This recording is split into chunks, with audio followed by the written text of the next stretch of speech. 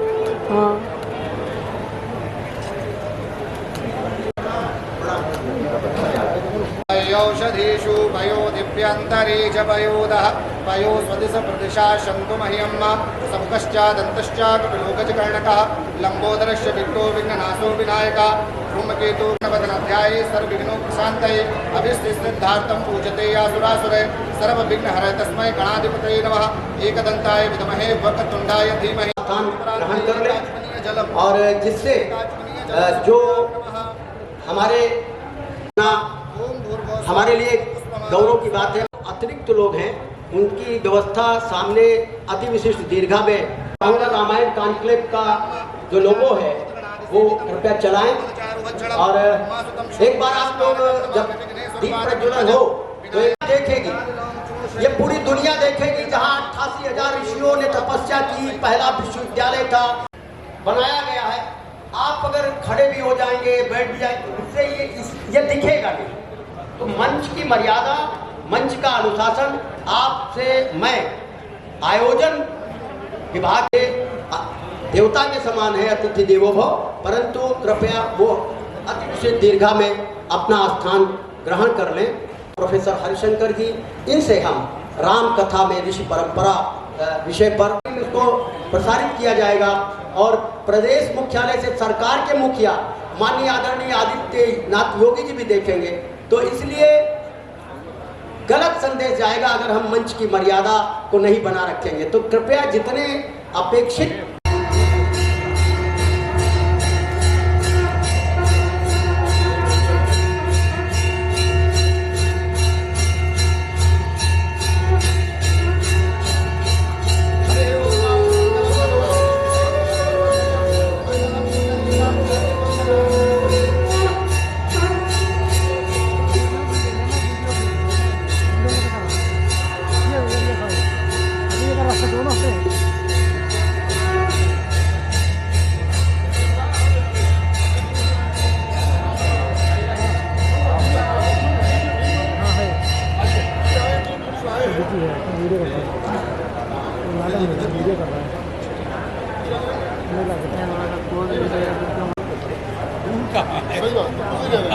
आप दूर न मानिए।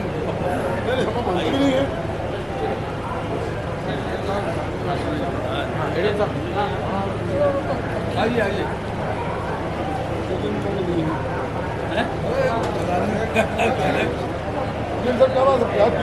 आगे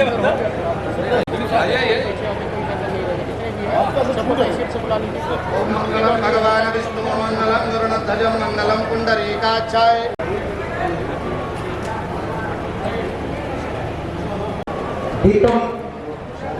दीप प्रज्वलन के साथ इसका औपचारिक मंगलाचरण हुआ।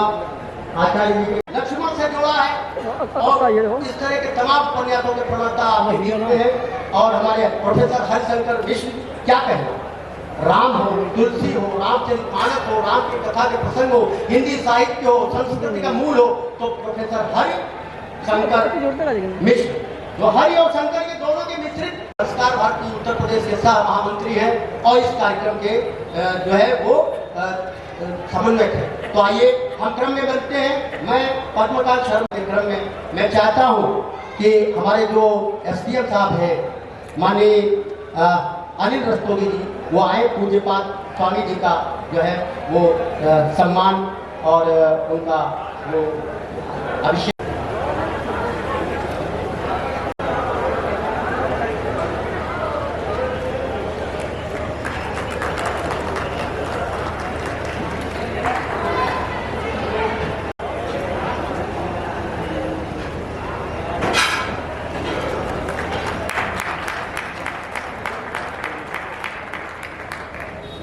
सम्मानित करें।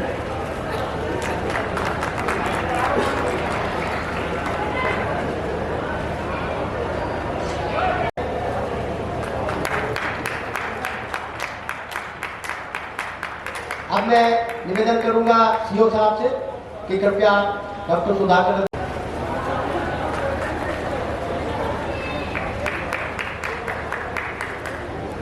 अब मैं मेरा अधिकारी ईओ साहब नगर पालिका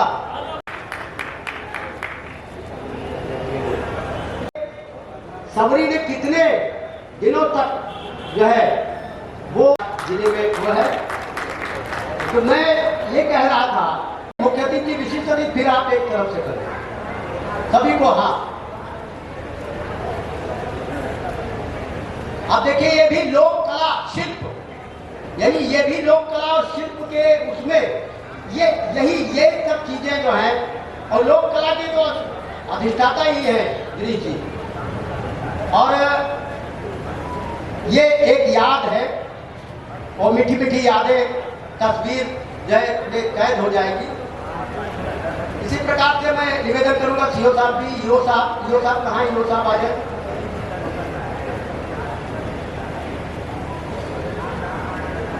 अभी प्रोफेसर साहब को भी भेंट करें। तो मित्रों, ये स्वागत का क्रम पूरा हुआ और इस प्रकार से हम ये चाहते हैं कि इस बीच में जो स्वागत का शब्दों प्रस्तावना के तौर पर वो रामायण कॉन्क्लेव सरकार की परियोजना और ये अनुष्ठान, इस पर अपने स्वागत करते हुए उस पर भी जी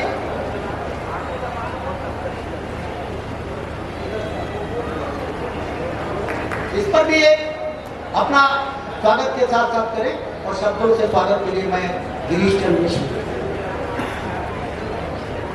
मंच पर हमारी पूनम मिश्रा इसी क्षेत्र की रामकोट से, आप समाज सेवी हैं और भारतीय जनता पार्टी के माध्यम से वो हमारे मंच पर है। एक बार करतल ध्वनि से आप उनका स्वागत करें। और जो भी अभ्यागत आए जिनको मैं नहीं देख पा रहा हूँ, जो धरती बार बार बुलाती है, क्योंकि ये धरती ऊर्जा की धरती है, संस्कृत की धरती। कह रहे वेद तो ये खाली, और ये पूजा में अपनी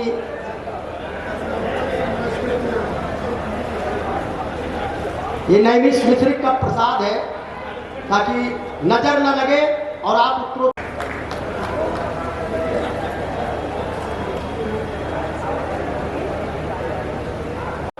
नैमिष विख्याता अति पुनीत साधक सिद्धिदाता। मर्यादा पुरुषोत्तम राम की महिमा गाने वाले गोस्वामी तुलसीदास जी ने जिस तीर्थ के बारे में लिखा है, नैमिष का कड़कड़ लगता है जैसे वेद पुराण हो, धरा यहाँ की ऐसे जैसे तुलसी की चौपाई हो, और क्या गालिब की गजलों से जैसे बेजोड़। जय राम जय जी के इस रामायण कॉन्क्लेव के मुख्य अतिथि के रूप में साहित्य मंत्री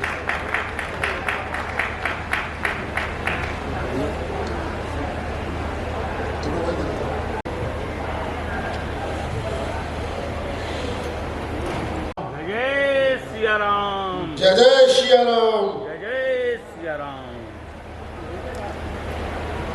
आदरणीय शर्मा जी, पद्मा शर्मा जी, मंच पर उपस्थित हमारे साथी, हमारे बड़े भाई आदरणीय बहन जी, नारी शक्ति के रूप में बैठी हमारी बुआ आदरणीय एडीएम तिवारी जी, एसडीएम रस्तोगी जी,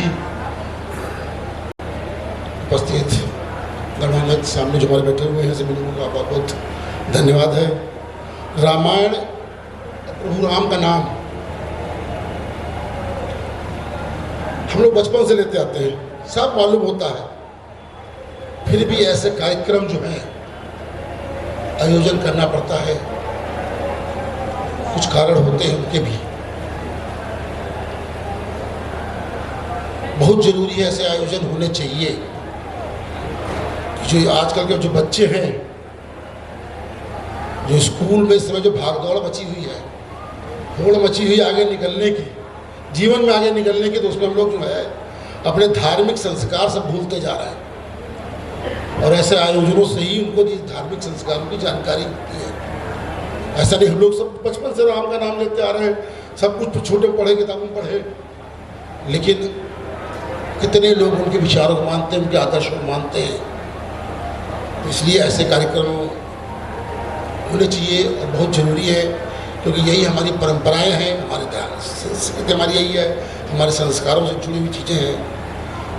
रामायण के विषय में सब लोग आप लोग जानते हैं, गोस्वामी तुलसीदास जी ने रामचरितमानस में कहा है, रामायण सुन तरु की छाया, दुख भय दूर निकट जो आया। रामायण जो है वो कल वृक्ष के समान है। खाली राम का नाम ले लिया, रामायण सुन लिए, आपके जो है सब कष्ट दूर हो गए, सारे दुख नष्ट हो गए। गोस्वामी तुलसीदास जी ने राम कथा के बारे में और भी कहा, राम कथा लिखकर मर्यादा पुरुषोत्तम श्री राम जी का गुणगान किया। रामायण में भगवान श्री राम के साथ जिस प्रकार भाइयों का प्रेम,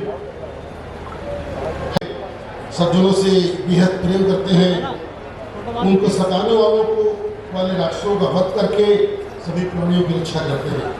मर्यादा पुरुषोत्तम श्री राम को न सिर्फ भारत में, अफ्रीका, मॉरिशस, नेपाल से कई देशों में किया जाता है। मर्यादा पुरुषोत्तम श्री राम में सभी लोगों की अपनी आस्था प्रदर्शित करते हैं, जो भारत के लिए कृतज्ञता ज्ञापित करें। फिर हम अपना ज्ञान सत्र प्रारंभ करें।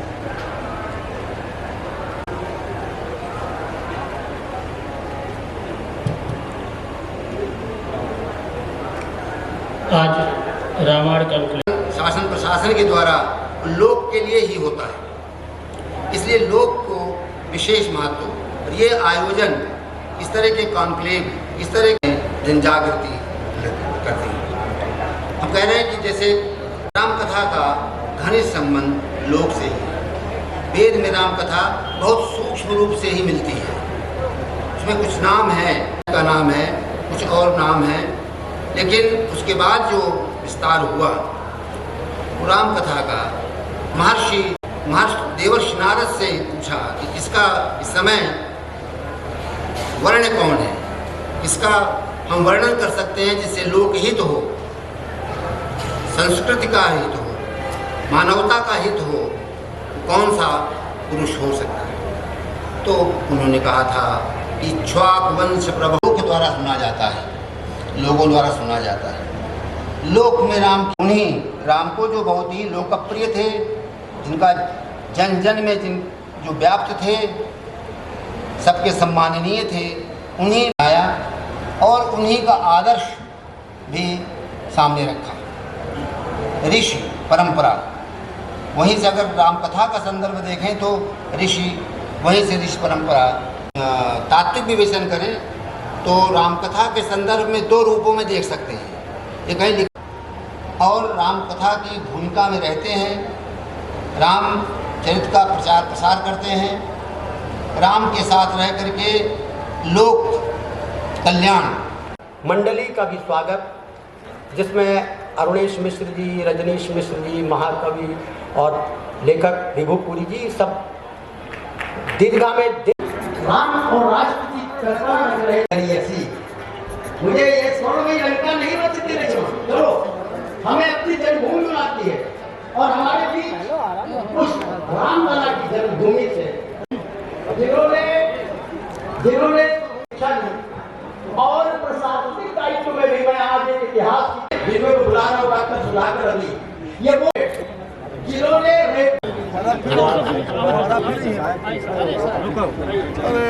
प्रथम उन्होंने लिपिबद्ध किया रामायण वाल्मीकि जी द्वारा रचित है, जिन्होंने क्रौंच का जो जोड़ा था उसको मार दिया था किसी बहेलिये ने, दूसरा देख रहा था, उससे व्यथित होकर उन्होंने अनुष्टुप छंद उनके मुख से निकला, जो जिनके लिए कहा जाता है कि कभी वो दस्यु थे, बाद में आप देखिए वो ऋषि हुए। यहाँ हम लोग बात कर रहे हैं कि ऋषि परंपरा राम कथा में मां निषाद प्रतिष्ठाम त्वं गमः, रामचरितमानस को लेकर, राम कथा को लेकर उल्टे सीधे अनर्गल तमाम प्रहार किए जाते हैं।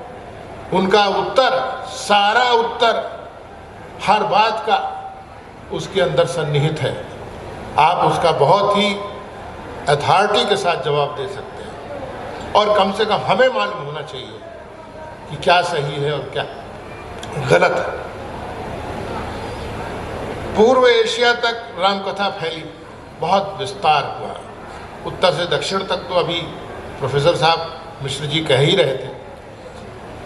इंडोनेशिया, किन किन मुल्कों में, वियतनाम, कहाँ कहाँ तक गई।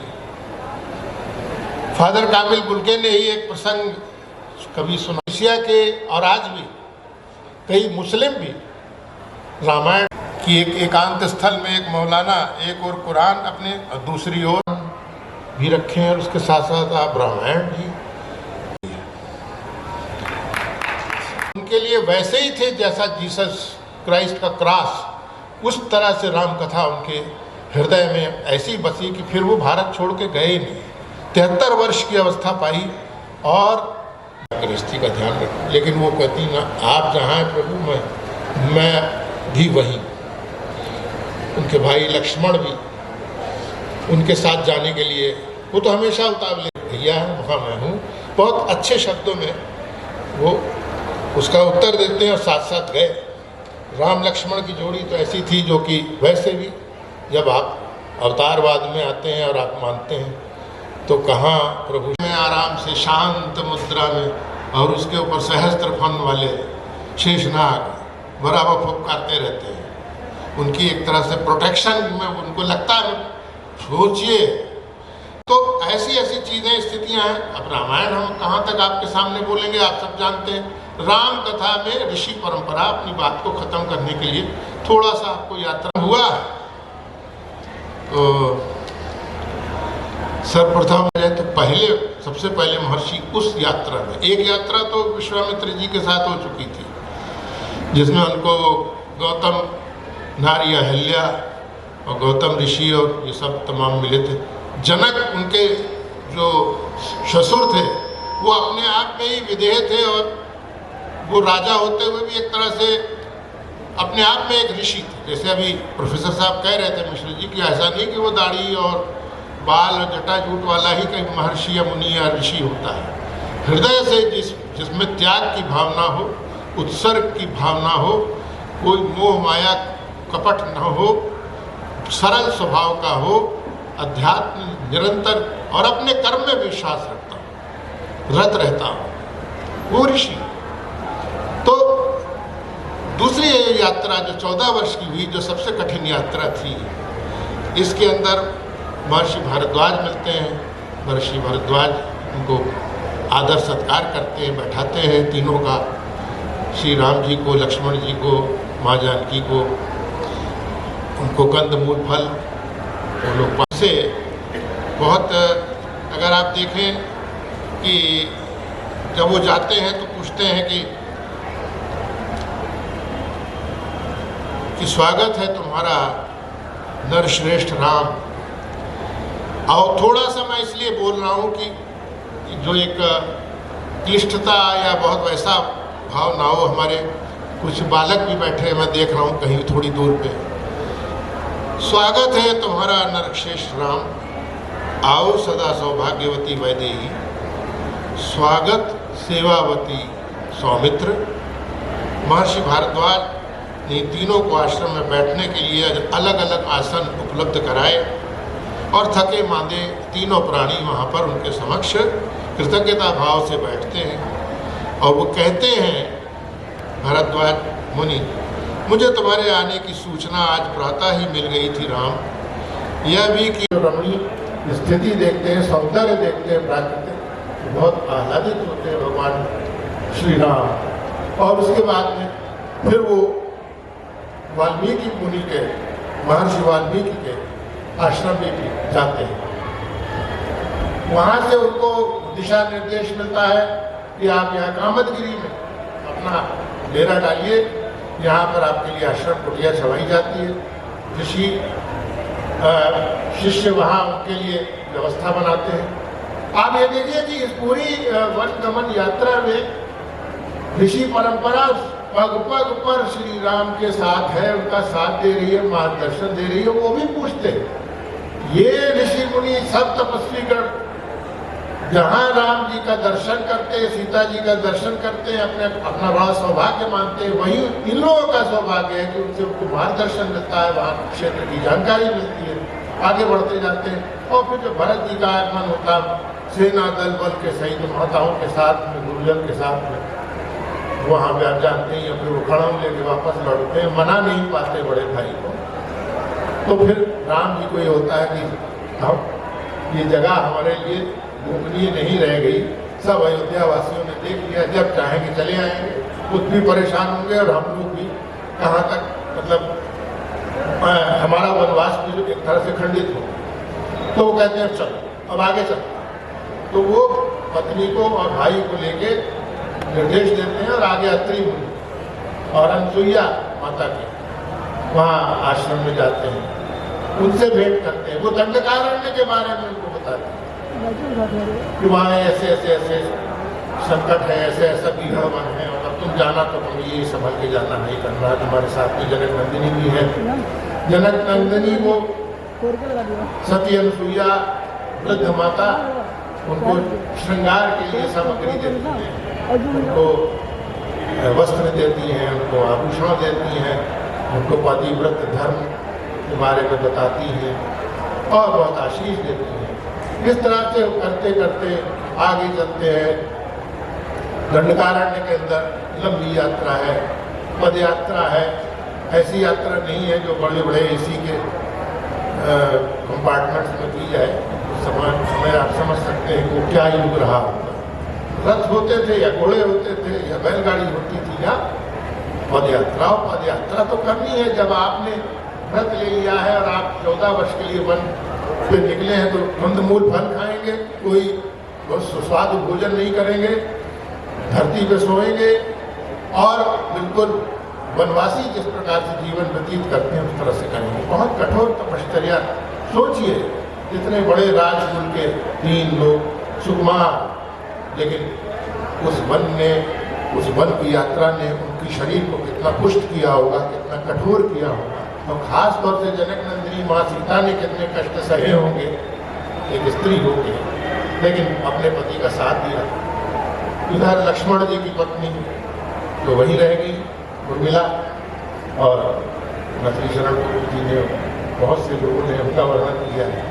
मुझे भी सौभाग्य प्राप्त हुआ कि मैं लक्ष्मण जी के बारे में थोड़ा बहुत लिख सकूँ, एक उपन्यास ही सही।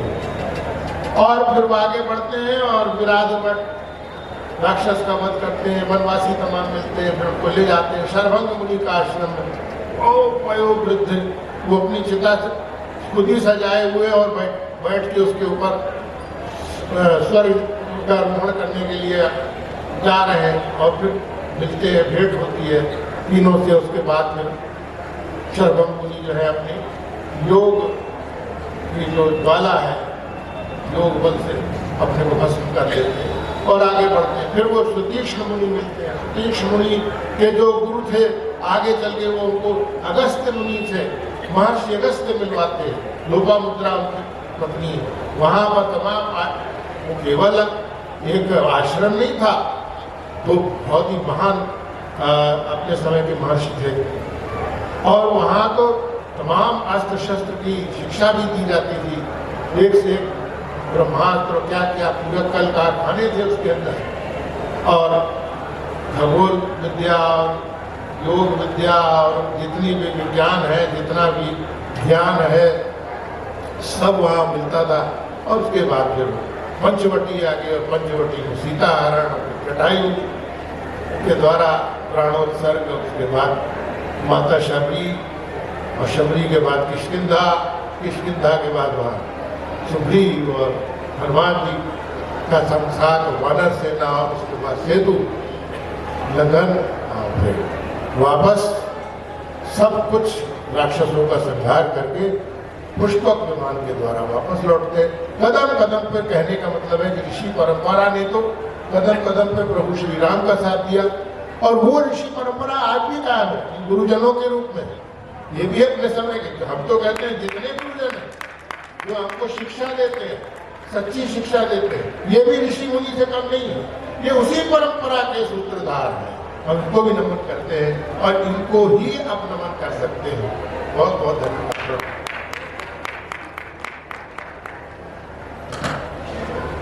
बहुत बहुत धन्यवाद डॉक्टर सुधाकर अदेव जी। आपने उन तथ्यों से हम सबको अवगत कराया जो जीवन के अध्ययन के समय हम लोगों से ओझल रहे, और उस समय जब प्रासंगिकता पर सवाल उठते हो। चलिए मैं इस क्रम को आगे बढ़ाता हूँ। हमारे बीच डॉक्टर ओम प्रकाश पांडे जी हैं, और आपका पांडित्य, आपका विषय के प्रति वैदुष्य और वाणी की वाग्मिता जिनको एक साधना से मिली है, हम सबके लिए गौरव और गर्व का विषय डॉक्टर ओम प्रकाश पांडे।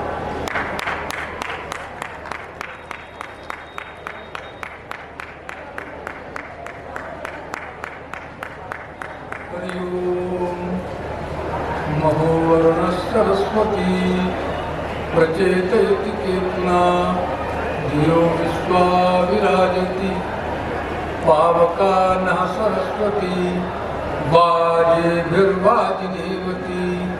यज्ञं वस्तु धिया वसु। सम्मान्य संत शिरोमणि जो आज हमारे सभापति हैं, मंचस्थ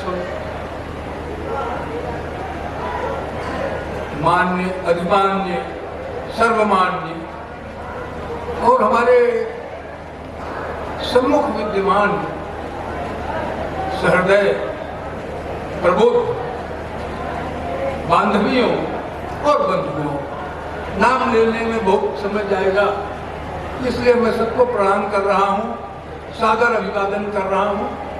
जितनी बातें कही गई हैं उनकी पुनरावृत्ति की आवश्यकता मुझे नहीं है, और वो आप न हमारे हित में होगा न आपके हित में होगा।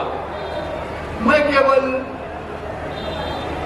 राम कथा कैसे प्रारंभ हुई इसका विवरण अगर मिलता है तो साहित्य की सारी संभावनाएं प्रशस्त हो जाती हैं।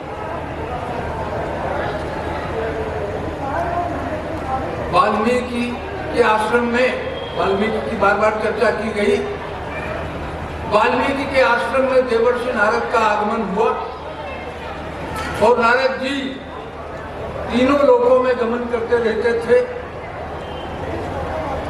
वाल्मीकि ने उनसे एक बड़ा मार्मिक प्रश्न किया कि देवर्षि, आप तो तीनों लोकों में भ्रमण करते रहते हैं, बहुत से लोगों से मिलते होंगे, राजा होंगे, विद्वान होंगे, धनी होंगे, मानी होंगे, बलवान लोग होंगे, क्या कोई ऐसा व्यक्ति आपको मिला जो चरित्रवान हो, चारित्र्येण जगोयुक्ता? कोई ऐसा व्यक्ति मिला आपको जो चरित्रवान भी हो, भले धनी न हो, भले बली न हो, लेकिन चरित्रवान व्यक्ति की खोज में नारद जी ने कहा कि देव, कि ब्रह्मर्षि, ब्रह्मण, एक व्यक्ति का नाम मैंने सुना तो है, देखा नहीं होगा लगता है, अन्यथा वो श्रुता का प्रयोग न करते। उन्होंने कहा एक व्यक्ति है तो ऐसा जो आपकी अपेक्षाओं पर खरा उतर सकता है, जिसकी आप अपेक्षा कर रहे हैं। एक चरित्रवान व्यक्ति हो, गुणवान व्यक्ति हो, विद्वान व्यक्ति हो, आत्मरक्षा करने वाला हो और सबकी रक्षा कर सके, ऐसा कोई व्यक्ति आपको दिखाई पड़ा? उनका हाँ एक व्यक्ति तो है। इक्ष्वाकु वंश प्रभो रामो नाम जनेश होता। इक्ष्वाकु वंश में एक आदमी का नाम लोगों के द्वारा सुना गया है। इस श्रुता क्रिया से प्रतीत होता है कि तब तक शायद देवर्षि ने भी उनको देखा नहीं था। अब धीरे धीरे नारद का पुनः आगमन हुआ और मूल रामायण जो 100 श्लोकों में मिलती है, रामकथा का ये संदर्भ तो वैदिक साहित्य में है। अथर्ववेद में अयोध्यापुरी का उल्लेख हुआ। अष्टाचक्र नवद्वारा देवानाम को अयोध्या, 8 चक्र और 9 द्वारों वाली अयोध्यापुरी है। यह अथर्ववेद में मिलता है, राम शब्द में मिलता है।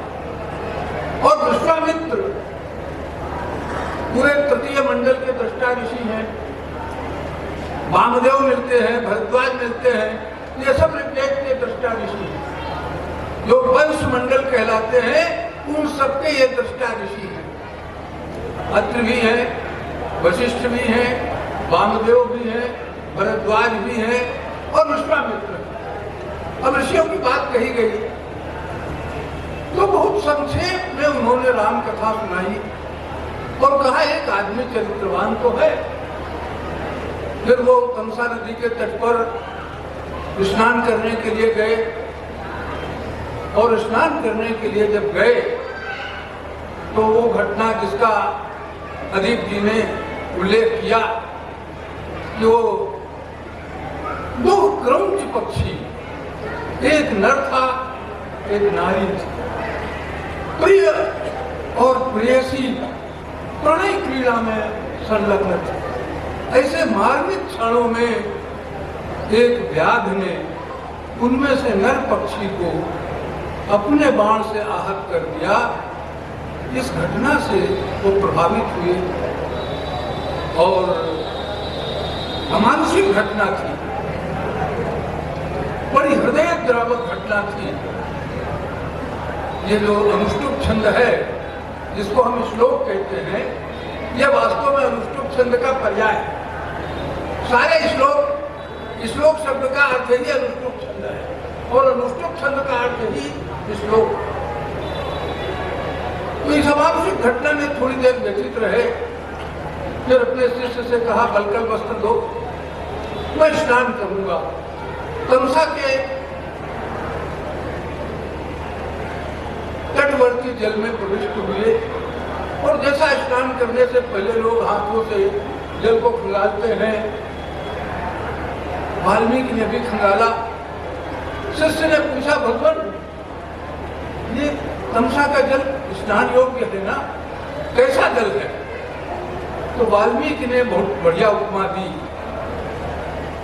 ये प्रसन्न अम्ब, ये अम्ब बड़ा प्रसन्न है, रमणीय प्रसन्न अम्ब, बड़ा रमणीय जल है।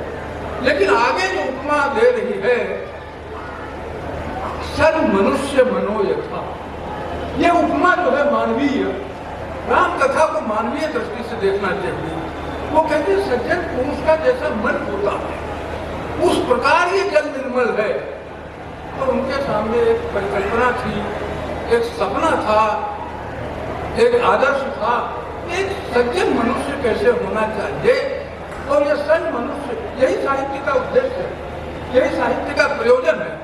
हम चरित्रवान और सज्जन पुरुषों का निर्माण करना चाहते हैं, अमानुषिकता का अंत चाहते हैं और यह अमानुषिकता का अंत ही वाल्मीकि का उद्देश्य है। फिर भी वो व्यथित थे कि हमने किसी को शाप दे दिया, मां निषाद, अरे बहेलिए तुझे हजारों जन्मों में सुदीर्घ काल तक कभी शांति न प्राप्त हो, स्थिरता न प्राप्त हो, क्योंकि तुमने काम मोहितम अवधि, एक कामना से ग्रस्त प्रणय क्रीड़ा में, मानवीय क्रीड़ा में जो संलग्न युगल है उनमें से एक का संहार कर दिया। पीड़ा थी। तब तक ब्रह्मा का अवतरण होता है और ब्रह्मा ने कहा कि ऋषि प्रबुद्धोषि, अरे तुम जागृत हो गए, तुम्हारी प्रतिभा जागृत हो गई, तुम्हारे जो संस्कार के जागृत हो गए हैं। मत छंदा देवते ब्रह्मन प्रवर्तेयम सरस्वती, मेरी इच्छा से ही यह जो जागरण हुआ है तुम्हारे मन में, यह जागरण हुआ है। और तुम राम का चरित्र लिखो, राम का आदर्श समाज के सामने प्रस्तुत हो। तो यह जो सन मनुष्य का निर्माण था, ये जो चरित्रवान व्यक्ति की खोज थी, इसी भावना से राम कथा प्रवृत्त हुई और वाल्मीकि रामायण की रचना हुई। वाल्मीकि रामायण पढ़ी नहीं जाती, जैसे वेद पढ़े नहीं जाते, पूजे जाते हैं। तो राम कथा और वाल्मीकि की हम चर्चा करते हैं, ऋषियों के नाम पर भी ध्यान हम नहीं देते, विश्वामित्र की बात करते हैं। लेकिन अब ये ऋषि कैसे हैं? हमारे देश की संस्कृति को अगर दो शब्दों में व्यक्त किया जाए, व्हाट इज इंडियन कल्चर, तो दो शब्द हैं, एक कृषि और दूसरा ऋषि। हमारा जो उद्योग है, व्यापार है, जीवन है, भौतिक क्रियाकलाप है, वे कृषि पर निर्भर। कृषक हमारे लिए धान्य का उपजावन, तो कृषि और अध्यात्म की दृष्टि से, मानवीय आदर्शों की दृष्टि से हमारे आदर्श ऋषि हैं। और ऋषि भी कैसे? विश्वामित्र शब्द की बात कर रहा हूँ, ऋषि की बात कही गई है। विश्वामित्र शब्द की हमारे बंधु बैठे हैं, शिष्य कल्प भी है, आनंद दीक्षित जी ये जानते हैं, जहाँ सब संस्कृत थोड़ी बहुत जानते हैं कि विश्वामित्र शब्द की अगर संधि कीजिए तो विश्वा धन अमित्र निकलता है। जब विश्वधन अमित्र निकलता है तो विश्वामित्र का अर्थ हो जाता है विश्व का शत्रु, अमित्र माने शत्रु। लेकिन विश्वामित्र के इस अर्थ की ओर लोगों का ध्यान न जाए। विश्वामित्र में जो विश्व की मित्रता का भाव सन्निहित है, वही लोगों की दृष्टि में पड़े, इसलिए पाणिनि ने एक सूत्र ही लिख दिया, और वो सूत्र है अष्टाध्यायी का, विश्वामित्रे ऋषौ। अगर ऋषिवाचक विश्वामित्र शब्द होगा तो वहां संधि होगी विश्वधन मित्र, विश्व का मित्र। तो ये ऋषियों का सम्मान है वहां।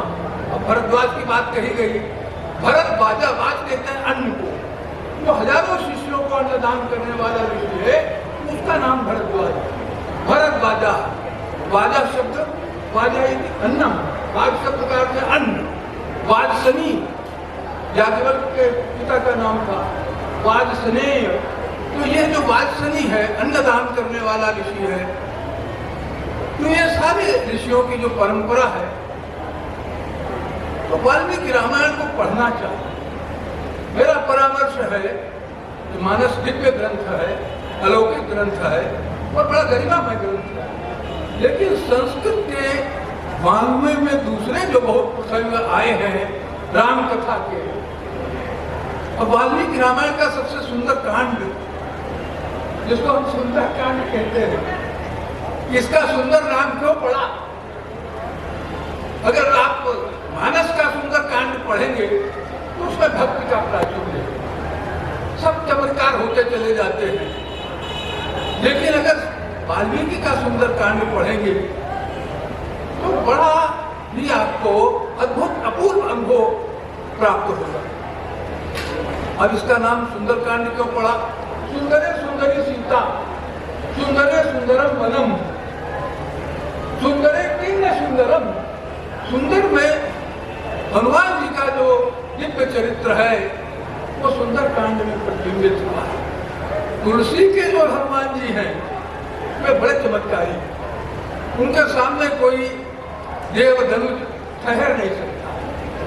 लेकिन जो वाल्मीकि के हनुमान हैं वे बड़े सजग हैं, बड़े चतुर व्यक्ति हैं, और ये बार बार देखते रहते हैं कि अगर मैंने दिन में लंका में प्रवेश किया तो राक्षस मुझे पकड़ लेंगे, और राम का जो हित लेकर करने का उद्देश्य लेकर मैं आया हूँ वो हित पूरा नहीं होगा। मुझे अनावश्यक शक्ति का परिचय यहाँ नहीं देना है। तो रात्रि में लंका में प्रवेश करते और जब भगवती सीता सब कहीं खंगाल लिया उन्होंने, वो सुंदरकांड जरूर पढ़ लिया। तो सुंदर सीता की कहाँ खोज करते, रावण के रनिवास में पहुंच गए, वही तो सीता हो सकती थी। एक कल्पना की थी उनकी कि भाई सीता यहाँ पर ही होंगी, और बड़ा चिंतन मनन किया उन्होंने कि सीता यहाँ हो सकती हैं। खोजते रहे। अब रावण का अंतःपुर था, रात्रि का समय था, और वहाँ स्त्रियाँ कुछ अर्ध विवृत, कुछ समृद्ध वस्त्रों वाली थी। सब पर उनकी दृष्टि बड़ी, एक एक के चेहरे को देखते जाते थे, इनमें सीता कौन है। सीता नहीं दिखी। चले आए, मन बड़ा निराश हुआ। जहाँ जहाँ संभावना हो सकती थी सीता की, वहाँ वहाँ उन्होंने संभावना देखी, लेकिन कहीं सीता नहीं दिखी। मन निराश हुआ। एक बार वो आत्महत्या के लिए प्रेरित हो गए, और फिर एक पाप भी मन में लग रहा था कि मैं ब्रह्मचारी हूँ, और ब्रह्मचारी होकर रावण के रनिवास की स्त्रियों को मैंने अवलोकन किया। फिर विचार आया, पर दारा विमर्शनम, वहाँ शब्द आया है, दूसरे की पत्नी को देखना नहीं चाहिए किसी भी इस रूप में। जब वो अपने अंतःपुर में हो तो बड़ा पाप हो गया, मेरा धर्मलोप हो जाएगा। फिर उन्होंने कहा कि भाई मेरा मन तो इससे विचलित नहीं हुआ, मैं स्त्रियों का सौंदर्य देखने के लिए नहीं गया है, इसलिए मन मजबूत है, मन में कोई वासना नहीं जगी उनको देखकर। यह एक निर्णय आया उनका। फिर उन्होंने कहा कि जहाँ एक बार तो मन में आया कि मैं यहीं पर इसी समुद्र के तट पर मैं किसी तरह से भिक्षाजीवी बनकर जीवन काट दूंगा, यही रह। किस मुंह से मैं सुग्रीव को मुंह दिखाऊंगा, किस मुंह से, किस चेहरे से मैं राम का सामना करूंगा, किस चेहरे और किस तरह से मैं लक्ष्मण का सामना करूंगा। एक संकल्प लेकर आया था, तो बड़ी बड़ी समस्या होती है। लेकिन वहाँ एक श्लोक बहुत बढ़िया आया है, उनका अनिर्वेदा श्रियो मूलम, अनिर्वेदा श्रियो मूलम। निराशा जो है उस वो अच्छी चीज नहीं। अनिर्वेद शब्द का अर्थ है आसान्विता, आसान्वित होना। अनिर्वेदा, निर्वेद नहीं, अनिर्वेदा श्रियो मूलम, अनिर्वेदा परम सुखम। अनिर्वेद सबसे बड़ी चीज है। तो उत्साह मनुष्य को बनाए रखना चाहिए, और जिन स्थानों पर मैंने खोज नहीं की वहां फिर मैं खोज करूंगा। आत्महत्या का विचार उन्होंने छोड़ दिया।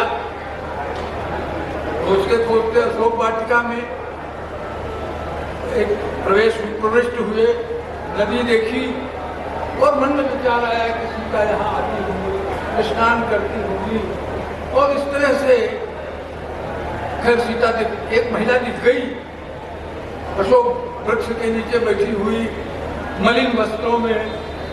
वो दृश्य राक्षसियों से घिरी हुई। अब कैसे संवाद करते, कैसे पूछताछ करते। जब वो महिलाएं चली गई, फिर रावण आया सवेरे। रावण ने बहुत धमकाया उनको, लेकिन सीता अविचलित रही। सीता का वो जो सतीत्व भाव है, सीता की वो जो राम के प्रति अनन्य निष्ठा है, वे हमें द्रवित कर देती है। रावण भी जब चला गया तो राक्षसियों से कह गया था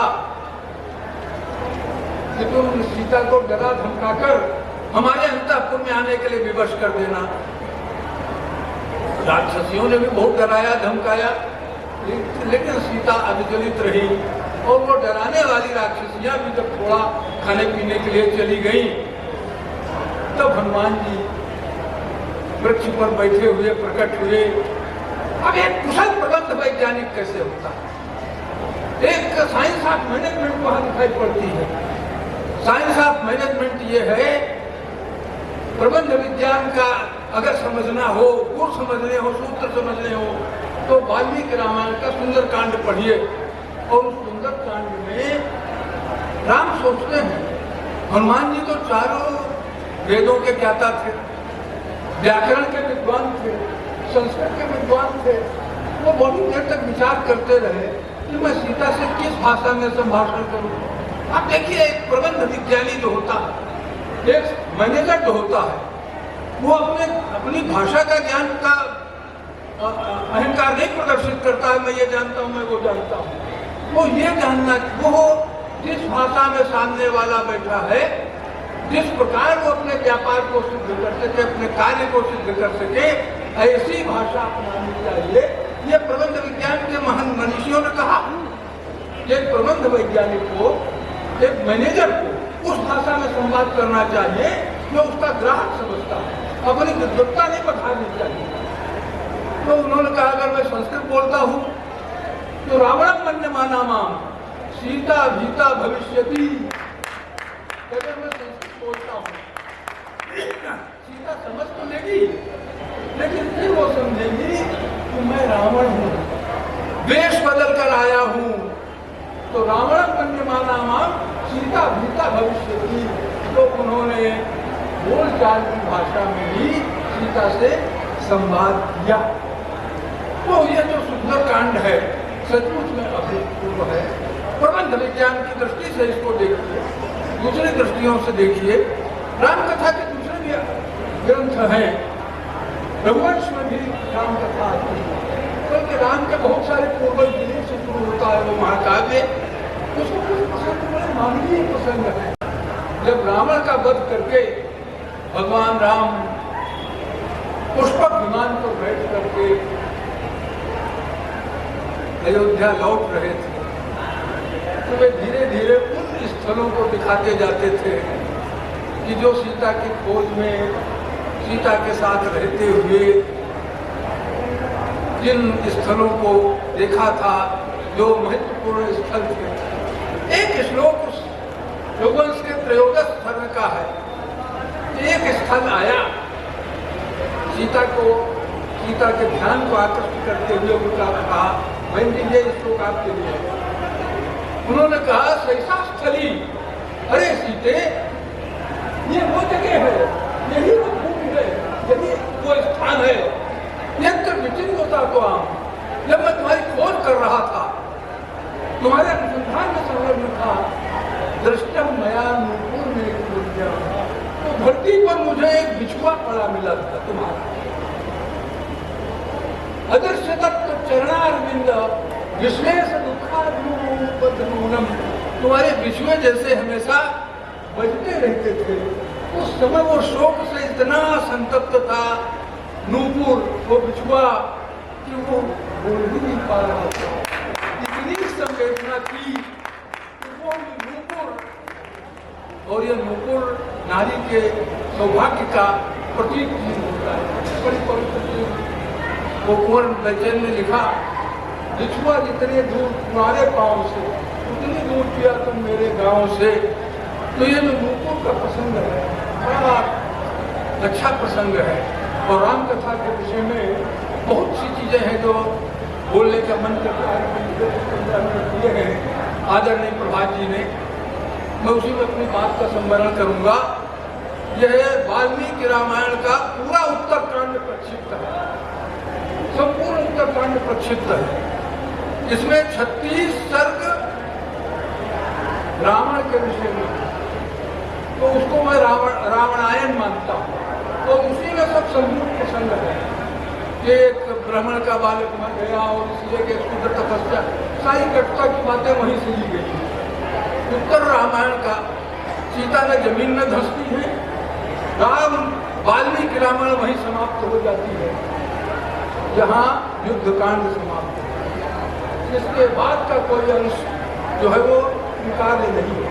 न संभोगी को घटना घटी, न जैसे रामानंद सागर ने दिखाया कि सीता का सिंहासन सही जमीन में धंस गई, ऐसा कोई प्रसंग वाल्मीकि रामायण में नहीं आया। सीता इतनी तेजस्विनी थी कि वे जमीन में धंसने के विषय में विचार ही नहीं कर सकती थी। तो अंतिम श्लोक वाल्मीकि रामायण का है वो 10 वर्ष सहस्राणी 10 वर्ष शतानि च रामो राज्यम उपासित्वा ब्रह्मलोकम प्रयास्यति। इसके बाद वाल्मीकि रामायण का कोई अंश नहीं बचता है। इसी तरह से उत्तर रामचरित जो भभूति ने लिखा, उसमें भी बड़े काल्पनिक प्रसंग है। राम के चरित्र को दूषित करने के बहुत प्रसंग बौद्धों ने किया है।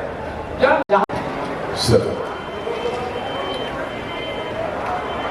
श्री सीतानाथ समारंभां रामानंदाय मध्यमाम् अस्मदाचार्य पर्यन्तां वंदे गुरु परंपरां। नैमिषारण्य की इस पावन धरा पर उत्तर प्रदेश शासन के द्वारा सांस्कृतिक विभाग, अयोध्या संस्थान के द्वारा आयोजित रामायण कॉन्क्लेव के इस पावन संगम में हम सभी लोग उपस्थित हैं। सभी पूर्व वक्ताओं को आप सभी लोगों ने श्रवण किया। सभी पूर्व वक्ताओं ने अपने अपने ज्ञान के भंडार से कुछ एक ही मोतियां बिखेरे। समय अभाव के कारण सभी का अभिनंदन है, सभी का वंदन है। जिनके द्वारा इस दास को भी आमंत्रित किया गया और इस पावन धरा पर अपनी वाणी को पवित्र करने का सौभाग्य प्राप्त हो रहा है। सम्माननीय गिरीश चंद्र मिश्रा जी, इस मंच का कुशल संचालन कर रहे हमारे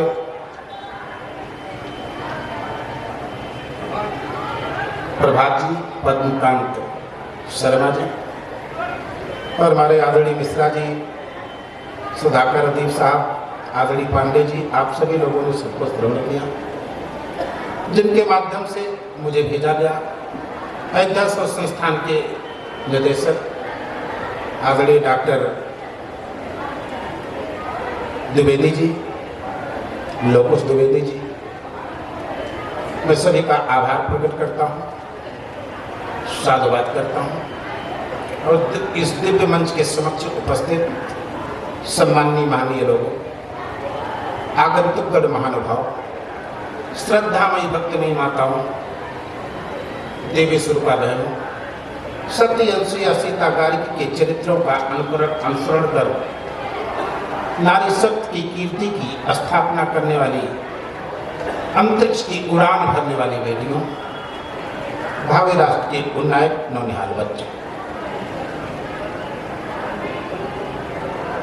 बहुत सुंदर परिचर्चा हम सभी लोग श्रवण कर रहे थे और सभी वक्ताओं ने सुंदर सुंदर मोतियों को निकालकर हमारी झोली में डाला और हम सभी लोग उस पावन धरा पर हैं जो तीर्थ श्रेष्ठ है। हम प्रयागराज को तीर्थ राज के रूप में मानते हैं, तीर्थों के राजा हैं। राजस्थान में पुष्कर क्षेत्र है जिसको हम तीर्थ पुरोहित के रूप में मानते हैं। लेकिन जिस पावन धरा पर हम सभी लोग अभी विराजमान है, नैमिषारण्य की पावन धरा, ये तीर्थों का श्रेष्ठ स्थान है। तीर्थ पर नैमिष विख्याता। जिस राम पर हम चर्चा करने आए हैं, जिस राम के चरित्र की हम बात कर रहे हैं, जिस राम कथा पर हम चर्चा कर रहे हैं, जिस राम कथा में परंपराओं की तलाश की जा रही है, उस राम के प्राकट्य का आधार यही धरती से ही निर्मित किया जाता है। मानवीय सृष्टि के आदि प्रणेता महाराजा मनु अयोध्या नगरी का निर्माण करते हैं और वहां चक्रवर्ती सम्राट के पद पर प्रतिष्ठित होकर संपूर्ण पृथ्वी का पालन और पोषण करते हैं।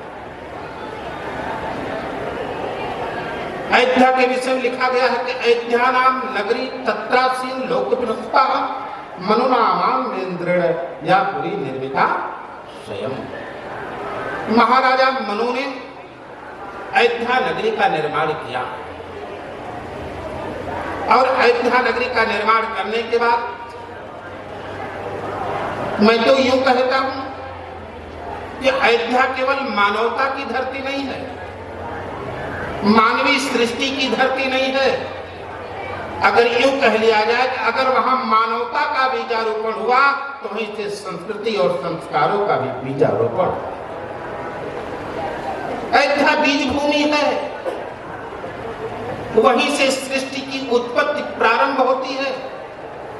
ऐसी अयोध्या धाम की पावन धरती से चलकर और नैमिषारण्य की पावन धरा, जहां 88,000 ऋषियों ने बैठकर अनुसंधान किया हो, जिस पावन धरा पर भगवान वादरायण ने 18 पुराणों की रचना की हो, ये वह पावन धरा है जहां व्यासपीठ निर्मित हो, जिस व्यासपीठ के माध्यम से जीव को अकाल मृत्यु से हटाकर साक्षात मोक्ष प्रदान कर दिया जाता हो। ऐसी नैमिषारण्य की पावन धरा पर हम सभी लोगों को सम्मिलित होने का सौभाग्य प्राप्त हुआ। सज्जनों, भगवान राम के विषय में क्या कहा जाए और कितना कहा जाए, वहां वाणी मौन हो जाती है। कोई शब्द पुनः पुनः आते हैं। राष्ट्र कवि मैथिली शरण गुप्त के हे राम तुम्हारा चरित्र ही काव्य है, तो कोई कवि बन जाए, ये सहज संभव। भगवान राम का चरित्र है ही ऐसा। हमारे यहाँ पक्षियों में सबसे चांडाल पक्षी को कौवा कहा गया। पक्षी नाम काकस चांडाला। पक्षियों में सबसे चांडाल पक्षी का नाम कौवा है, लेकिन वो भी कौवा भी, वो काग भी जब व्यासपीठ पर बैठकर भगवान राम के चरित्र का गायन करता है, राम के चरित्र का अनुसंधान करता है, राम के चरित्र की व्याख्या करता है, तो उस काकस चांडाल पक्षी कौवे की भी वाणी मधुर लगने लगती है। मानसकार लिखते हैं, पूजा कीन अधिक अनुरागा और मधुर वचन बोलो तब गागा। कौवे की वाणी मीठी लगने लगती है। मिश्रा जी की वाणी अच्छी लगी, अतीब साहब की वाणी अच्छी लगी, पांडे जी की अच्छी लगी, हम लोगों की वाणी अच्छी लग रही। कोई विशेषता नहीं है। विशेषता अगर मधुर लग रही है तो भगवान राम के चरित्र की मधुरिमा है। भगवान राम का अवतार इस धराधाम पर क्यों हुआ? कुछ लोगों ने कहा रावण कुंभकर्ण को मारने के लिए हुआ, कुछ लोगों ने कहा दंतवक्र शिशुपाल को मारने के लिए हुआ, कुछ लोगों ने कहा कि हिरण्यकश्यप को मारने के लिए हुआ। ये बात मेरे गले के नीचे नहीं करते। हिरण्यकश्यप को मारने के लिए परमात्मा को अवतार लेना पड़े, 12 बनकर आना पड़े, नरसिंह बनकर आना पड़े, रावण कुंभकर्ण को मारने के लिए रामावतार, दंतवक्र शिशुपाल कंस को मारने के लिए कृष्णावतार। ये तो हिंदी साहित्य का वही मुहावरा कि मच्छर को मारने के लिए तोप का प्रयोग किया गया। जिस भगवान राम के संकल्प मात्र से संपूर्ण सृष्टि का सृजन हो जाता है और पालन होता है और संहार हो जाता है, ऐसे परमात्मा को इन रावण रूपी, इन निशाचर रूपी मच्छरों को मारने के लिए इस धरती पर अवतार लेना पड़े, ये बात समझ में नहीं आती। फिर कहा मृत्यावतारे खल मृत सक्षरम। भगवान राम का इस धरती पर मनुष्य को मानवता का संदेश देने के लिए अवतार होता है। हम मनुष्य हैं, हम मानवता की तरफ कैसे चलें? जो हमारी इस सृष्टि का मूल संविधान है, डॉक्टर भीमराव अंबेडकर के द्वारा रचित जो संविधान, भारतीय संविधान, जिसकी हम लोग आराधना कर रहे हैं, जिसके मार्गदर्शन में चल, इसके पहले भी कोई संविधान रहा होगा। इसके पहले का जो संविधान है उसी का नाम है मनु स्मृति, जो महाराजा मनु ने लिखी थी। तो उसी मनु स्मृति के सिद्धांत से मानवता का संचालन होता था और एक मनुष्य के अंदर मानवता के जो धर्म लक्षण है वो केवल एक ही के अंदर विद्यमान है, वो है भगवान श्री राम। एक प्रसंग में छोटा आपको सुनाता हूँ। ऋषियों की चर्चा सभी लोगों ने किया है और पूर्व वक्ताओं का अनुकरण भी करना चाहिए। जैसा कि पांडे जी ने कहा कि जो बातें हो गई हैं उनकी पुनरावृत्ति करना कोई आवश्यक नहीं है। ऋषियों की परंपरा की चर्चा हो रही है। सबसे पहली बात तो आप मान लें, ऋषि परंपरा ही राम कथा है। ऋषि परंपरा ही राम कथा है, अथवा ऋषि परंपरा से ही राम कथा का प्राकट्य हुआ है। देवर्षि नारद से, ब्रह्मर्षि वाल्मीकि से, याज्ञवल्क्य के भरद्वाज से, ये सब ऋषि राम कथा के जो जनक हैं, जो राम कथा को जन जन तक पहुंचाते हैं, ये सब ऋषि हैं। मैं निवेदन कर रहा था, ऋषियों की एक सभा, एक संगोष्ठी आयोजित है और उन ऋषियों का, ऋषि दृष्टा होते हैं, ऋषि त्रिकालदर्शी होते हैं। उन ऋषियों ने सोचा कि आने वाले कलयुगी मानव जहां ऐसे नास्तिक समाज में उत्पन्न होंगे, जहां समाज में ऐसी ओछी राजनीति करने वाले लोग उत्पन्न होंगे, जो समाज को आपस में तोड़ने का काम करेंगे, जो समाज को आपस में बांटने का काम करेंगे, ऐसे लोगों के बीच में समाज को सुरक्षित कैसे रखा जाएगा? हम इस समाज के प्रत्येक मोतियों को एक धारा में कैसे जोड़कर रखेंगे? उसका क्या आधार होगा? या आने वाले कलयुगी जीवों का कल्याण कैसे होगा? इनका उद्धार कैसे होगा? सभी लोग बैठे रहे। सभी ऋषियों से के बीच से एक शब्द निकल आया कि एक ही माध्यम है मानवता का संरक्षण करने के लिए कि धर्म की रक्षा हो। धर्मो रक्षति रक्षता। जब हम धर्म की रक्षा करेंगे तो धर्म हमारी रक्षा करेगा। हम धर्म की रक्षा करें, धर्म हमारी रक्षा करेगा। अब धर्म क्या है? धर्म की बड़ी विशद मीमांसा है। 15 मिनट में तो धर्म की मीमांसा की नहीं जा सकती। और धर्म है तो बस मात्र 2 शब्द हैं इसमें, पर मीमांसा इसकी विशद है। तो पहले तो हमको समझना चाहिए कि धर्म क्या है। हमारा एक बड़ा शब्द आजकल दौड़ता है, धर्मनिरपेक्षता। इस पर भी जाने का समय नहीं है, समयाभाव है, फिर कभी देखा जाएगा। जब यह हुआ कि धर्म का संरक्षण हो, धर्म की स्थापना हो, जब धर्म की स्थापना होगी तभी मानवता की स्थापना हो सकती है। तो धर्म की स्थापना कैसे होगी? ये हुआ कि चलो ऐसा करते हैं, हम सभी ऋषि इस संगोष्ठी से निकलकर समाज में चलते हैं और समाज के लोग संग्रहित करते हैं, संगठित करते हैं और गांव-गांव में धर्म की मूर्ति की स्थापना करते हैं। धर्म की स्थापना की जाए, धर्म की मूर्ति का अनावरण किया जाए। ये विचार तो उत्तम है। जब गांव-गांव में, शहर-शहर में, नगर-नगर में धर्म की मूर्ति का अनावरण कर दिया जाएगा, उनकी स्थापना कर दी जाएगी, तो लोग धर्म के सन्निकट जाएंगे, उसकी आराधना करेंगे और अपने जीवन का सतमार्ग की तरफ लेकर के जाएंगे। ये हुआ कि धर्म की मूर्ति की स्थापना तो की जाएगी, लेकिन पहले धर्म की मूर्ति का निर्माण तो हो। धर्म की मूर्ति बनाई कैसी जाए? धर्म की मूर्ति का आकार क्या होगा? धर्म की मूर्ति का प्रकार क्या होगा? धर्म की मूर्ति बनाई कैसी जाएगी? ये बड़ी समस्या। किसी भी मूर्ति का निर्माण करने के लिए मूर्तिकार को, शिल्पकार को जिसकी मूर्ति निर्मित करना चाहते हो, उसकी फोटो देनी पड़ेगी। जब उसके पास चित्र उपस्थित होगा तभी मूर्ति का निर्माण करेगा। अब धर्म का चित्र कहां?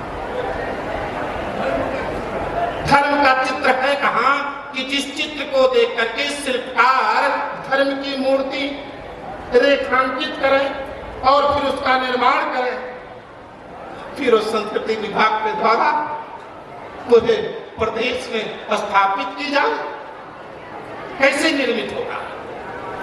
सारी समस्या जैसी की तैसी पड़ी रह गई, कोई नहीं उसमें समाधान निकला कि धर्म की मूर्ति कैसी बनेगी भाई? गौर बड़ होगा, श्याम बड़ होगा, जटाधारी होगा, भद्र होगा कि अभद्र होगा? कैसा बनाया जाए? नासिका कैसी होगी? कपोल कैसे होंगे? नेत्र कैसे होंगे? अजान बाहु होगा? क्या होगा? तमाम सारी समस्या आ गई। तब उसी सभा में जो ऋषि परंपरा है उत्पन्न हुई और ब्रह्मर्षि वाल्मीकि खड़े हुए। ब्रह्मर्षि वाल्मीकि ने कहा है, ऋषिगणों, चिंता करने की जरूरत नहीं है, धर्म की मूर्ति बनी बनाई तैयार है, तुम लोग बस जाकर के इसकी स्थापना करना प्रारंभ कर दो। कहा, कहाँ है धर्म की मूर्ति? जल्दी दिखाइए, हम लोग दर्शन करना चाहते हैं। कहा, दर्शन करने की जरूरत नहीं है, सारा विश्व, सारी सृष्टि दर्शन कर रही है, केवल तुम लोग उसकी स्थापना करो। कहा, कैसे? कहा, अगर धर्म की मूर्ति स्थापना करना चाहते हो, केवल एक ही मात्र उसका रास्ता है कि राम कथा का जन जन में प्रचार करो, राम कथा का जन जन में संचार करो, क्योंकि राम विग्रहवान धर्म, राम ही साक्षात धर्म की श्री विग्रह है, राम ही साक्षात धर्म की मूर्ति है। और जिस नगर में, जिस कस्बे में, जिस गांव में, जिस क्षेत्र में राम के चरित्र का प्रतिपादन किया जाएगा, मानो वही धर्म की स्थापना हो जाएगी, वही धर्म का निर्माण हो जाएगा। और धर्म स्थापना का इससे बढ़िया और कोई रास्ता नहीं है। राम ही साक्षात धर्म की मूर्ति। सज्जनों, भगवान राम का चरित्र, बहुत सुंदर बात आदमी पांडे जी ने कहा। धनवान बलवान तो बहुत है, पर जो सवाल था चारित्र्य चको युक्ता, ऐसा कौन है चरित्र जिसका? एक बात ध्यान रख लेना, बलवान सफल हो कि न हो भगवान नहीं जानते। हमारे यहां बलवान, विद्वान, धनवान जितने भी वान हैं, उन सारे वान में अगर कोई सर्वश्रेष्ठ है तो केवल चरित्रवान है। जो चरित्रवान है वही सर्वश्रेष्ठ है। क्यों? लोग बल की बात करते हैं, लोग वैभव की बात करते हैं। अरे भगवान राम का क्या वैभव था रावण के सामने? भगवान राम की क्या विद्वता थी? अगर मानवता के धरातल पर राम जी को रखें और रावण को रखें, तो रावण से बड़ा विद्वान कौन हो सकता है? रावण कोई मामूली नहीं है, ब्रह्मा का परपोता है, वो परम विद्वान है रावण, परम बलवान है रावण। चलत दशानन डोलतौनी, रावण चलता कि पृथ्वी कंपित हो जाती है। सज्जनों, रावण के पास सब कुछ था, रावण बलवान था, रावण धनवान था, रावण विद्वान था, पर रावण चरित्रवान नहीं था, इसलिए रावण युद्ध हार गया। और राम चरित्रवान थे, इसलिए राम युद्ध जीत गए। हमारे यहाँ विशेषता चरित्र की है और चरित्र का निर्माण हमारे बच्चे हैं, सब पढ़ रहे हैं। ध्यान रखना मेरे बच्चों, जितना तुम्हारे लिए तुम्हारे पढ़ाई का, तुम्हारी मार्कशीट जितनी आवश्यक है, एजुकेशन सर्टिफिकेट जितना इंपॉर्टेंट है तुम्हारे लाइफ में, नौकरी के लिए या जीवन के किसी भी स्थान को प्राप्त करने के लिए जितना तुम्हारे लिए शिक्षा का प्रमाण पत्र जरूरी है, उतना ही जरूरी चरित्र प्रमाण पत्र है। बिना चरित्र प्रमाण पत्र के ना तो नौकरी मिलेगी, ना तो नेता को टिकट। और चरित्र का निर्माण केवल भगवान राम से ही हो सकता है।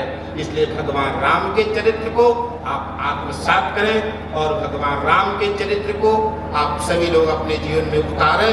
मैं इतने कहना चाहूंगा, सदियों से राम कथा गाई जा रही है, सदियों से। और सबसे पहली बात तो ये है कि संसार में अगर कागज के पन्ने पर अथवा लेखनी के द्वारा कोई शब्द पहले लिखा गया तो भगवान राम का चरित्र है। भगवान राम के चरित्र के पहले हमारे यहाँ कुछ कागज के पन्ने पर या कहीं भी किसी भी उस पर लिपिबद्ध नहीं किया गया था।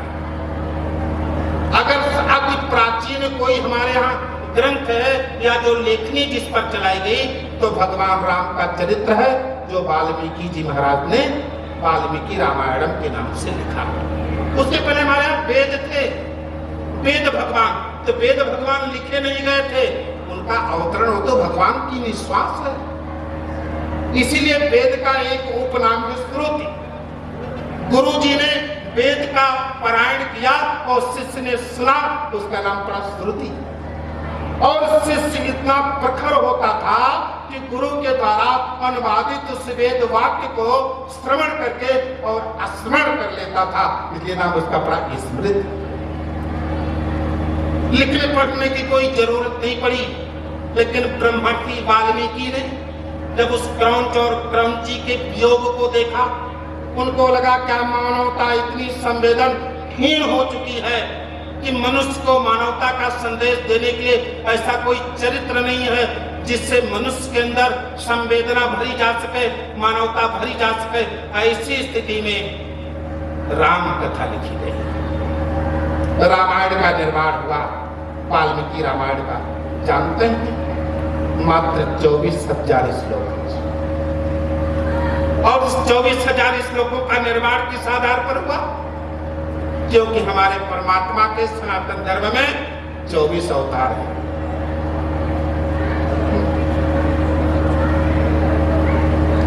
जी, और आदरणीय पांडे जी ने बहुत सुंदर बात की, और उन्हीं 24 अक्षरों को आधार बना करके वाल्मीकि रामायण की रचना की गई।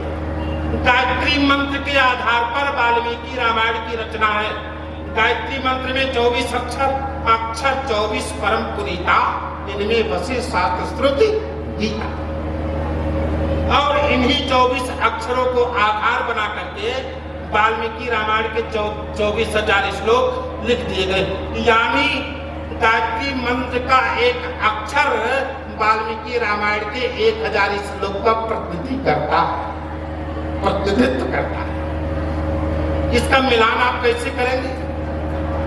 कहा जो गायत्री मंत्र का पहला अक्षर है वही वाल्मीकि रामायण का भी पहला अक्षर है। गायत्री मंत्र प्रारंभ होता है ता से, और वाल्मीकि रामायण भी प्रारंभ होता है ता से। तपस्वाध्याय निर्तम तपस्वी वांग विदाम, और गायत्री मंत्र भी ता से प्रारंभ होता है। तो कहने का मतलब, ता का मतलब क्या है? कहा ता हमारे जीवन में तपश्चर्या की तरफ अग्रसर करता है, और जब तक हमारे जीवन में तप नहीं हो तब तक हम जीवन की किसी भी उपलब्धि को प्राप्त नहीं कर सकते।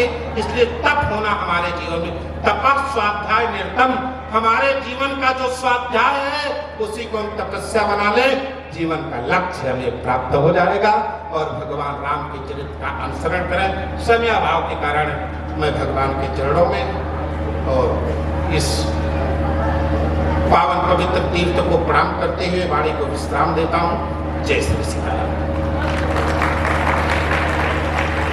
बहुत बहुत आभार, अभिनंदन पूज्य स्वामी जी, त्यागी जी महाराज, अयोध्या धाम। मैं 2 सूचनाएं, ये जो हमारे माइक वाले भैया हैं, ये देखें, ये हेलीकॉप्टर जैसी आवाज़ है, आपके किस यंत्र की गड़बड़ी क्या है उसको देख ले, कंट्रोल कर ले। और आवश्यक सूचना ये है कि मेला अधिकारी आयोजन समिति की ओर से कि जो समस्त प्रतियोगिताओं के प्रतिभागी हैं और उनके सम्मानित शिक्षक शिक्षिकाएं हैं वो यहाँ उपस्थित हो जाएं। प्रतियोगिताएं शुरू होने जा रही हैं